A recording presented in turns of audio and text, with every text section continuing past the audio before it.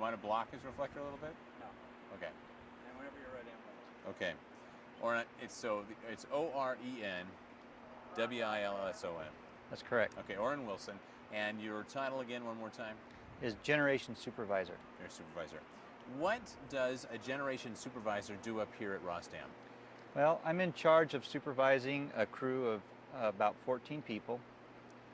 We generate electricity. We control water that's stored in Ross Reservoir and control the lake level of Diablo Reservoir to some degree. We operate a tour system until this year. Yeah, we're not going to get into that because this is actually a replacement for that. So we're not going to get into too much of the tour stuff. Okay. And when it comes back, this video will go away. So, I mean, the day-to-day stuff, I mean, what kinds of things is this crew of 14 people doing up here? Okay. We're primarily doing your day-to-day routine maintenance and operations. We get here about 8 o'clock in the morning, check out the plant, make sure all the equipment is operating normally. We have daily checks that we're required to do by regulation and from practical operating. What kind of things are you checking? We're checking reservoir levels, checking reservoir level monitoring equipment to make sure that the reservoir is doing what we expect. Dam monitoring equipment to make sure that the dam stays intact. We are checking the generating equipment to make sure that it is operational. It's generating the loads that are required. It's available to start on demand. Only takes a few minutes to get one up and running, but when they call for them, they want them. So we check to make sure that they are ready to go. As far as maintenance goes, we're just doing routine inspections, doing spare equipment repairs that are necessary, oil changes. We're pretty much staffed for just your day-to-day maintenance. So that's primarily what the crew does.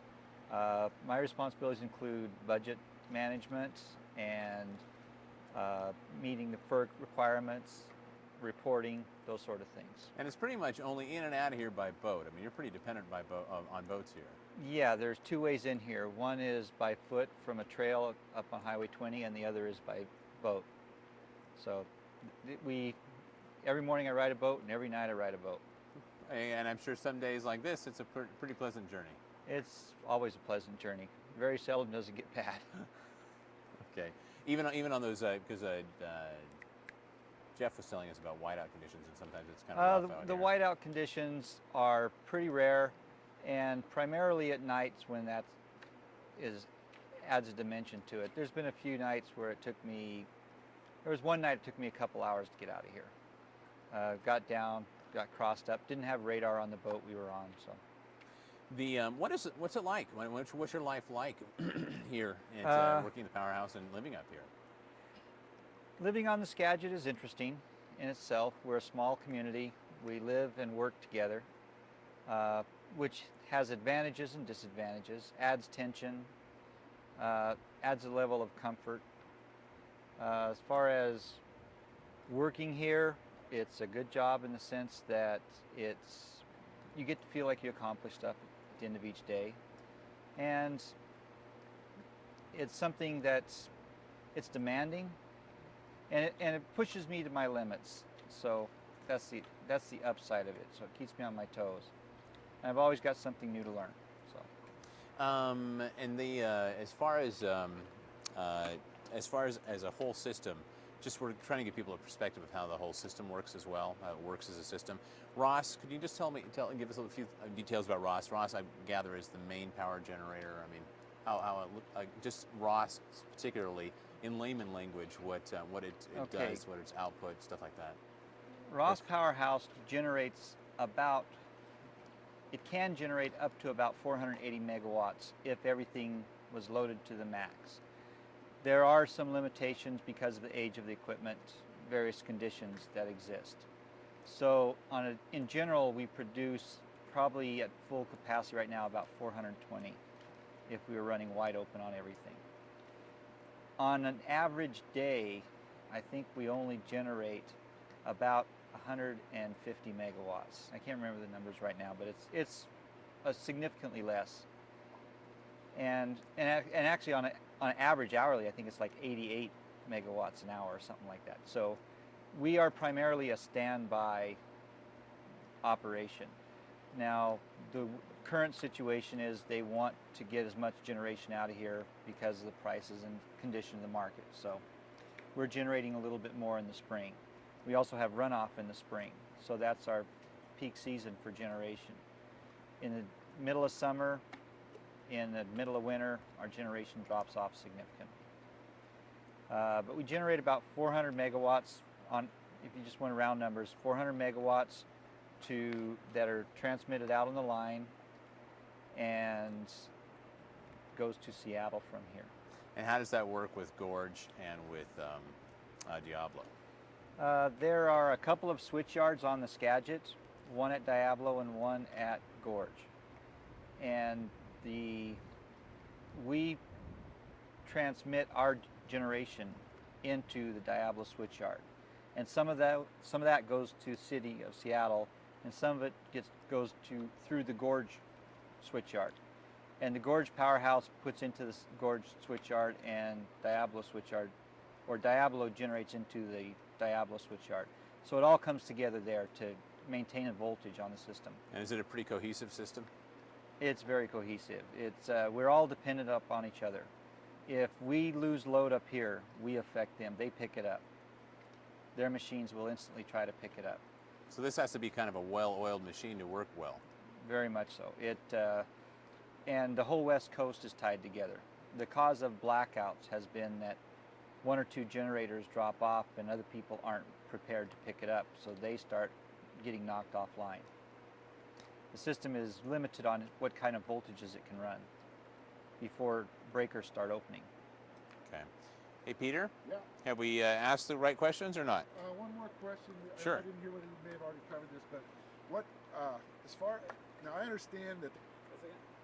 Okay. Okay. So the dams can be remotely operated from Seattle? Yes.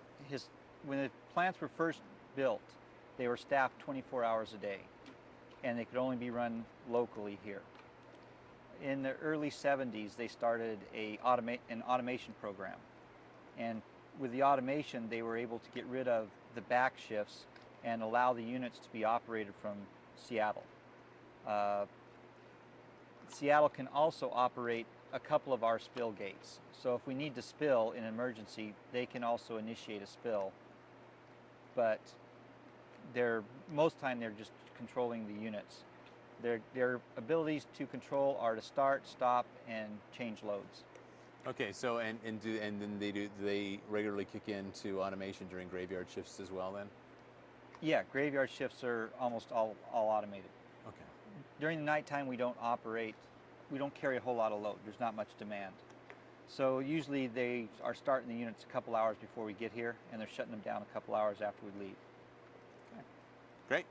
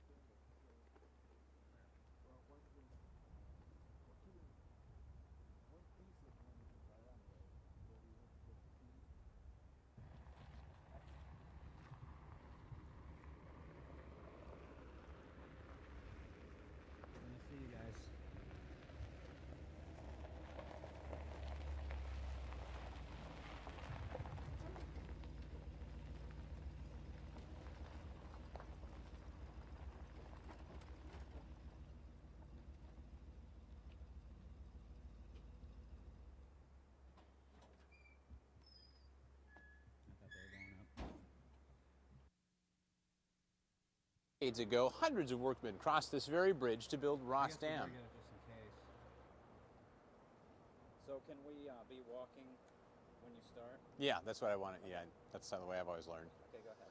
3, 2, and 1. Hi, I'm Kelly Gunther, and what you may not know is the Skagit project was an enormous undertaking. Just 5 decades ago, then we're going to cut, right? Oh, okay. Yep. 3, 2, and 1. Hi, I'm Kelly Gunther, and what you may not know is the Skagit project was an enormous undertaking. Just 5 decades ago, hundreds of workers were crossing this bridge daily to build Ross Dam, the largest of the hydroelectric projects. Right. And whenever you're ready. 3, 2, and 1. Hi, I'm Kelly Gunther, and what you may not know is that the Skagit project, I screwed up, sorry, I slithered some words. Gotta get closer. Ready? 3, You can back it off some. Okay. 3, 2, and 1. Hi, I'm Kelly Gunther, and what you may not know is that the Skagit project was an enormous undertaking. Just 5 decades ago, so it's 40 degrees, constant temperature almost. Okay. Okay, 3, 2, and 1. Hi, I'm Kelly Gunther, and what you may not know is the Skagit project was an enormous undertaking. Just 5 decades ago, hundreds of workers were crossing this very bridge daily to build Ross Dam, the largest of the hydroelectric projects on the Skagit. Beautiful. Sorry. Okay. 3, 2, and 1. Hi, I'm Kelly Gunther, and what you may not know is that the Skagit project was an enormous undertaking. Just 5 decades ago, hundreds of workers were crossing this very bridge daily to build Ross Dam, which was the largest of the hydroelectric projects on the Skagit.